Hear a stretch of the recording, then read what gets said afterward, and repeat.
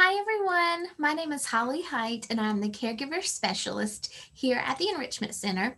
And today I'm presenting to you a little presentation that my caregivers and I have put together called Common Caregiver Concerns. And these are some of the top concerns that a lot of my caregivers have shared with me that I think other caregivers who are in the same situation can relate to. And this is just a funny picture I found that I think a lot of caregivers can relate to. And it says, "Me time? Oh, yeah, thanks for reminding me. It's number 52 on my to do list. I'm a caregiver."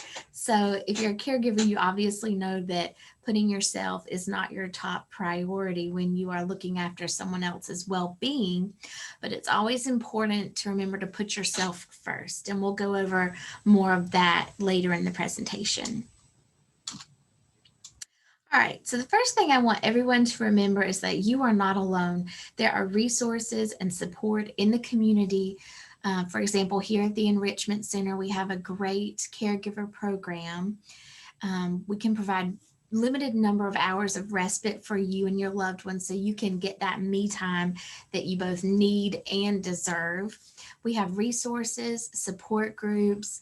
The people here are just very caring and loving, who are also caregivers, and they will take time out of their days and busy schedules to help someone else who's in the same situation. So it's just a really great program, and it's great to remember that you're not alone in this journey.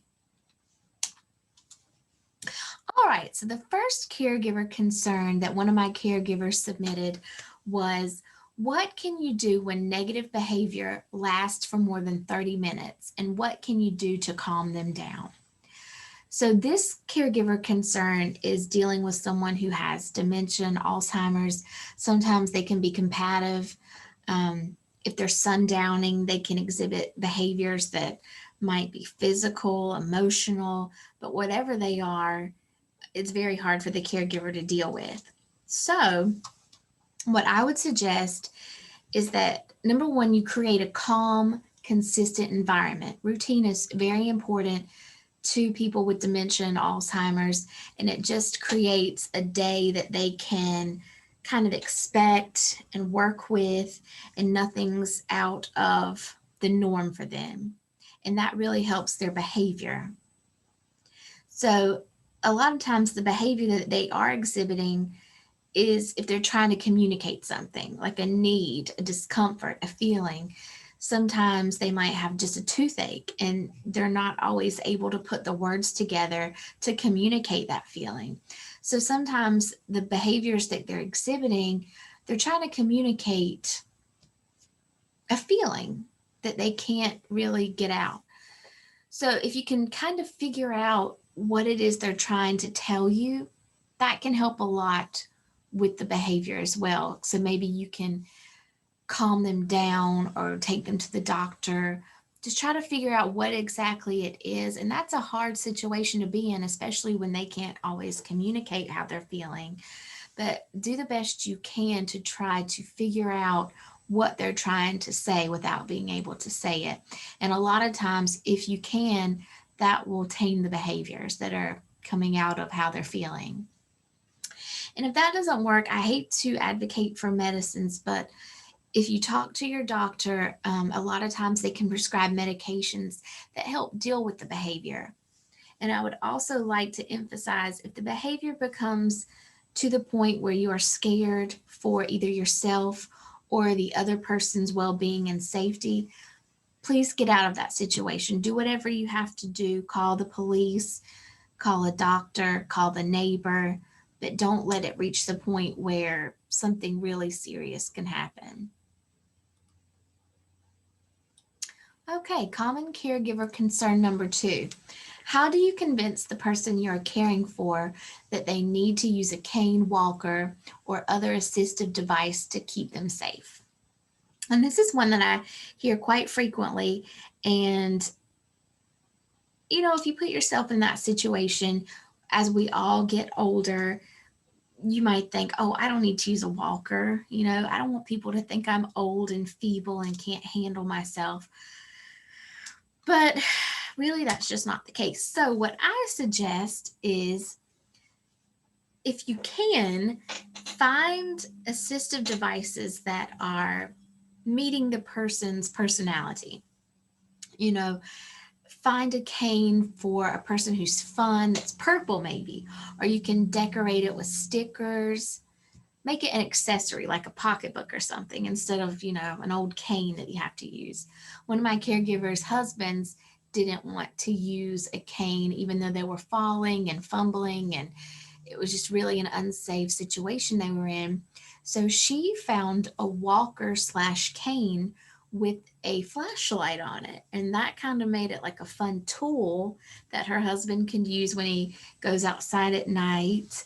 And, the neighbors might think it was something other than what it is. So anything you can do to try to remedy their feelings about what it represents in getting older.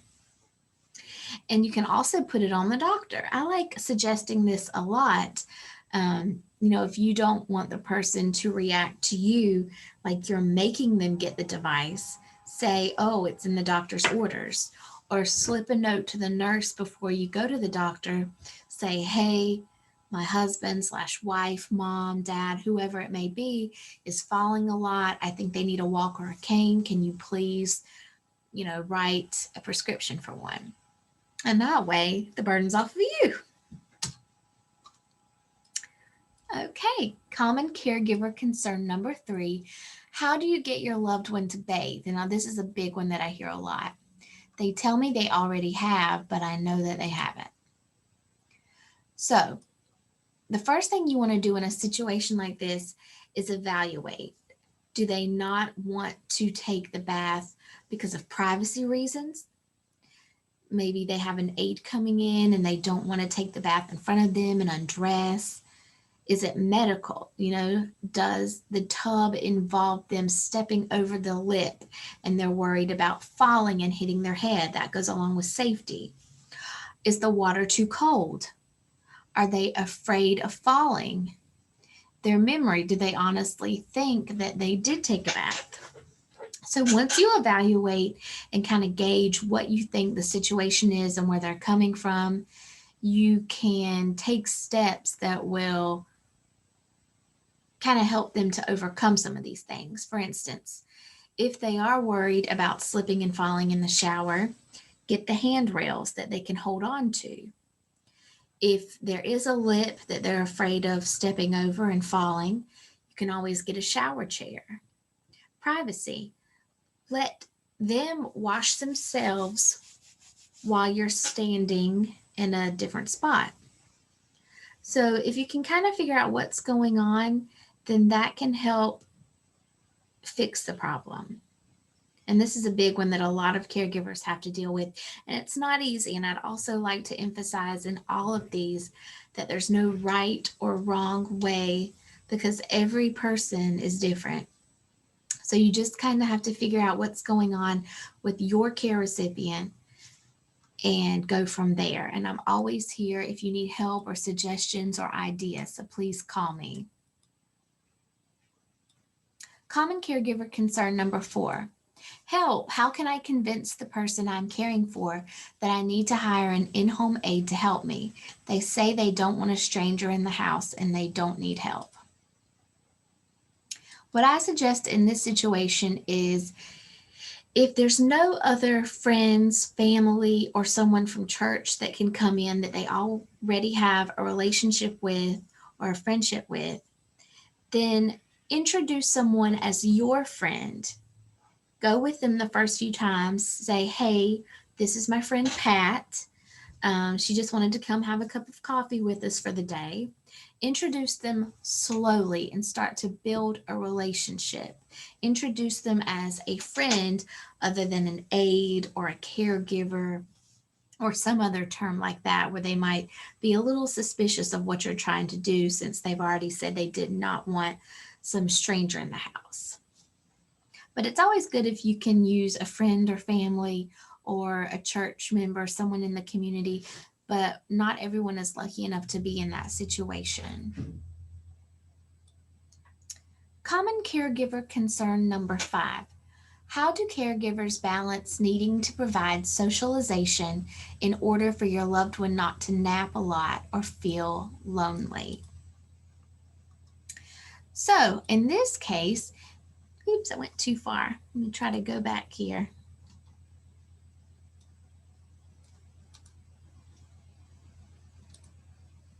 So in this case, you can ask them for assistance or help with household chores.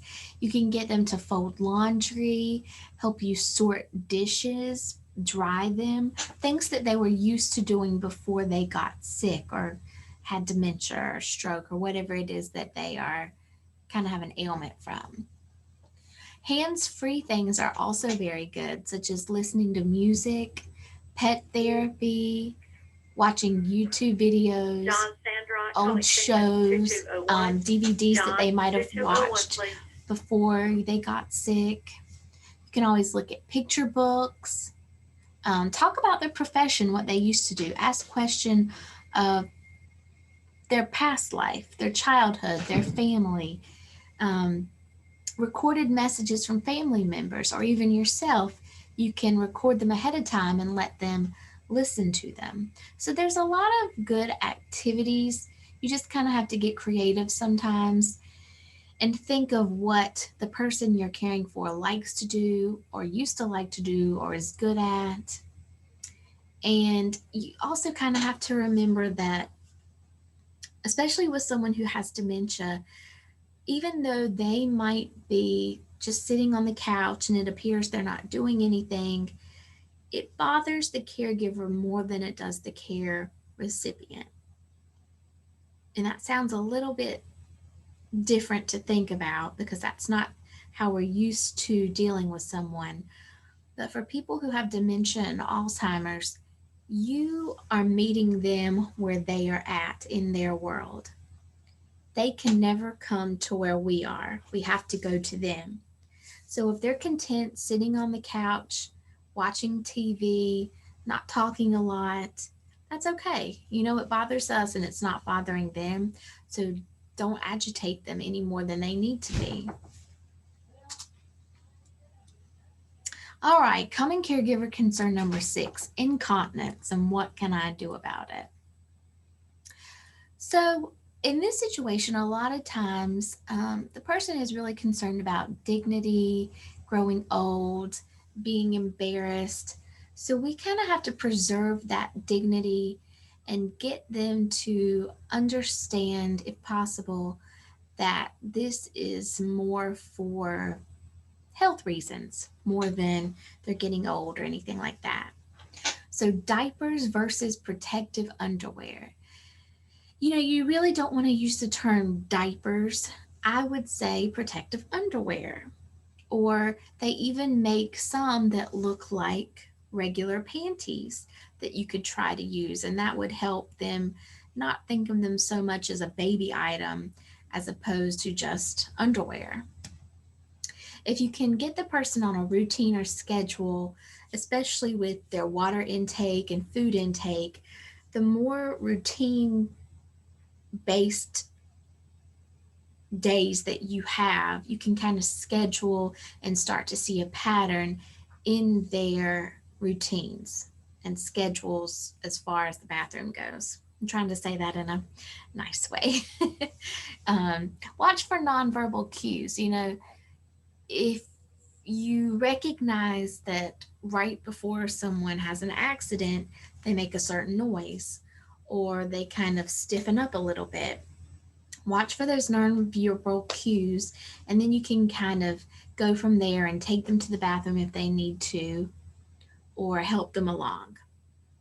Make the bathroom easy to use. Make sure there's lots of lighting, there's no rugs on the floors that they can trip on.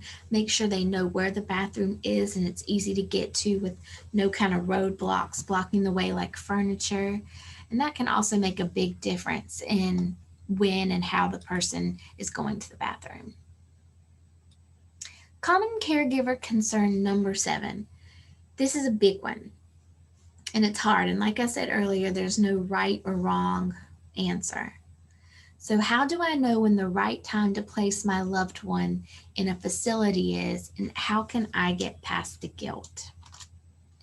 You might have made a promise to your loved one before they got ill that I'll keep you at home as long as I can, or I won't put you in a facility.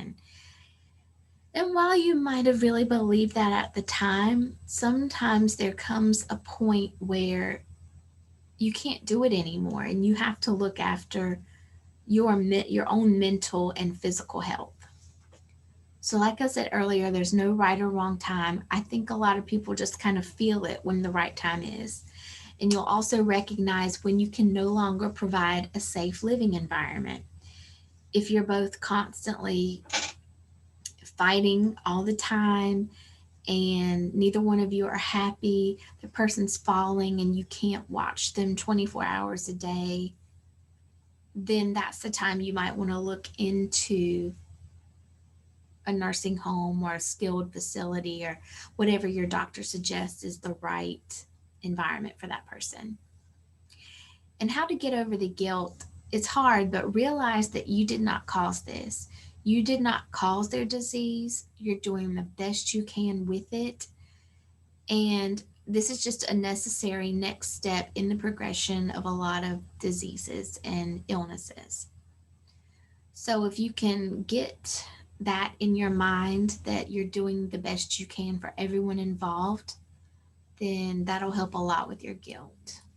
But it is hard. I realize that. And I'm here anytime anyone wants to talk about it or feels like they just don't know what to do. Okay, common caregiver concern number 8. Any tips on doctor's visits? I know that not all doctors understand dementia, and I want my loved one to respond, but they don't have the words. How can I help? And I think I mentioned this earlier. What a lot of my caregivers will do, which I think is a great idea, is they'll write out a note beforehand of what they want to go over with the doctor, what they think the doctor needs to know. They'll give it to the nurse before the doctor gets in the room, give it time to read it, and then they'll come back and know everything you want to talk about. And the person that you bring with you is none the wiser. They don't know that you've been talking about them. And also find a doctor who is a geriatric specialist. This seems kind of like common sense, but some people who specialize in other areas might not specialize in geriatric services. And even though you might really like your doctor, if they're not familiar with certain diseases such as dementia or Alzheimer's, you might want to look at getting a new doctor. You always have to be the advocate for the person you're caring for. So, whatever you need to do, I would do it. Common caregiver concern number 9. My loved one fixates on things and can't let them go. How can I stop this? All right, if you can, obviously try to change the subject. Divert the attention to something they like talking about, like their childhood, their profession, favorite movies, TV, music, whatever you can do to get them off what they're fixated on at the time. And with dementia and Alzheimer's, sometimes this won't work, obviously, because they can't be diverted. So if you can go with the flow, kind of say, yeah, that sounds great, blah, blah, blah, go with it. Then in a minute or two later, try to change the subject or divert the attention. You can divert the attention either with verbal cues or nonverbal cues, such as getting up, going to a different room, getting out the food for dinner. And this is not easy. And like I say, some of these things are just trial and error. Whatever you can do, just try it. If it works, great. Write it down for next time. Common caregiver concern number 10. My other family members do not help in caring for our parents. It makes me so frustrated. And I teach a class called Powerful Tools for Caregivers where we talk a lot about this specifically. And what I suggest doing if your family is open to this, have family meetings and let them know how you're feeling. We sometimes assume that other people should just know what to do and what we're needing mentally and physically, and sometimes they don't get it or they don't know. So it's always good to be open and have that line of communication to express what exactly it is that you need them for. And if they're not open to helping with the person you're caring for, and a lot of times that's just because they don't like seeing the person in the state that they're in. They don't want to see their parent growing old, getting closer to passing away, and it's just hard for them to be around that person. So they can always do another task for you, like mow the grass, go pick up groceries, something that doesn't involve being around the person. Um, it's just another way that they can help. And like I said, just be open, and a lot of times these conflicts can be resolved just with communication. And if they can't, that's when I suggest letting go, because you cannot make or force someone to care about the person you're caring for. And it's just easier for your mental state if you let it go. And I would always suggest to caregivers join a support group. We have two amazing support groups here at the Enrichment Center. We have a virtual one that meets every week on Thursdays at 1 o'clock. And if you would like to join that, I will send you the link. And we also have an in person support group that meets the first and third Thursday of each month at 1 o'clock here at the Enrichment Center. And those are just a great resource for dealing with situations and conflicts and just getting your feelings out. So I want you to take some time and think about, what are some of your concerns as a caregiver? Did we talk about them today? And if not, please feel free to email me what they are and I'll address them to you personally and individually. It's always good to get things out on paper, I think, so you can really reflect on how you're feeling, what you're dealing with, and so that you can come up with steps to take care of that. All right, so having these caregiver concerns can really raise your stress levels. And I want to talk a little bit about caregiver burnout and being able to recognize the warning signs before it's too late.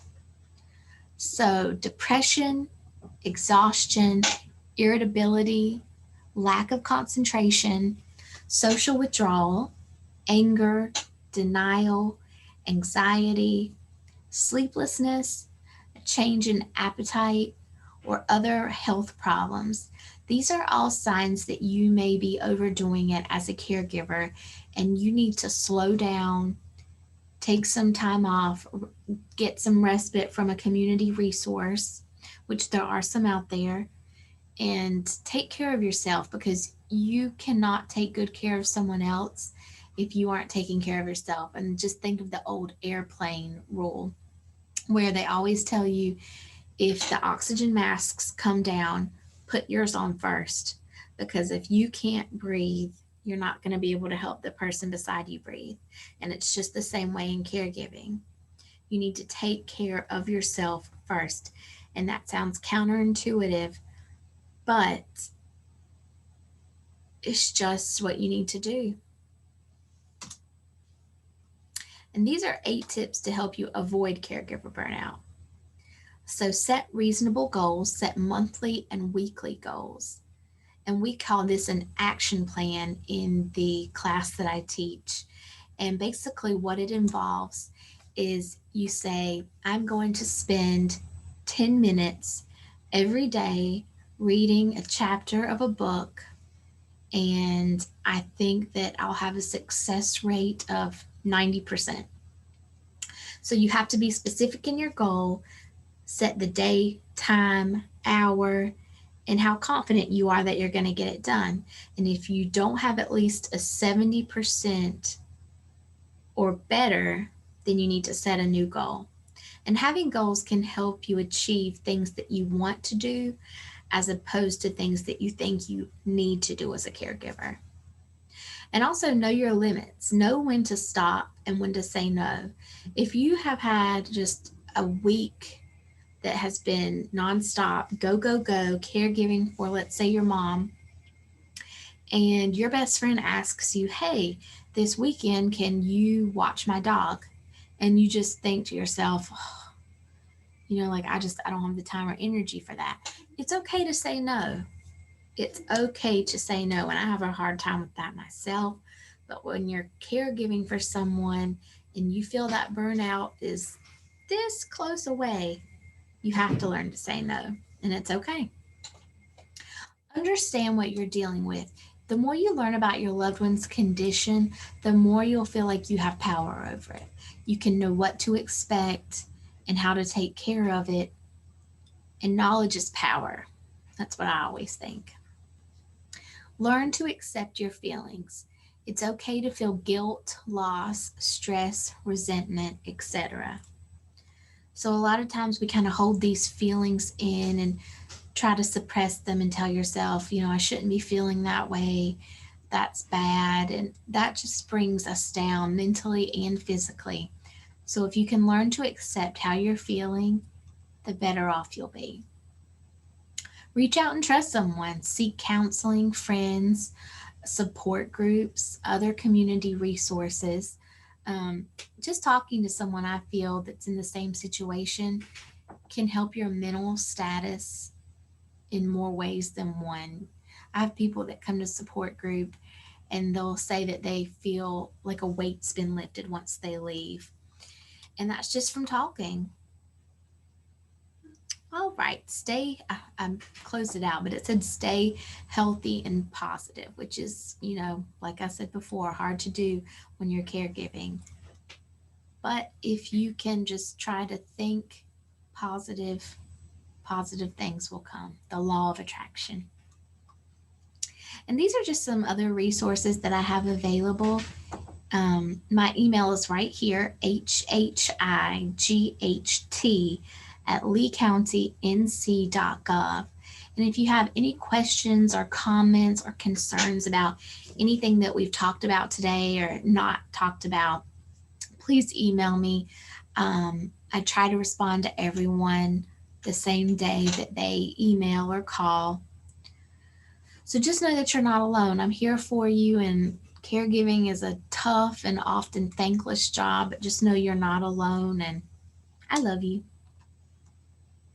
And these are the sources that I used for the presentation today. These are also two wonderful books that I have in my resource library that I will be happy to share with you. And I want to thank again my Lee County caregivers who contributed to this. I couldn't have done it without them. And just thank you for all of you for taking the time to look at this video today. And I hope that it helps in some ways, if anything, just by letting you know that you're not alone and there are other caregivers in Lee County. So thank you so much. And please get in touch with me if you need anything. Thank you. Bye-bye.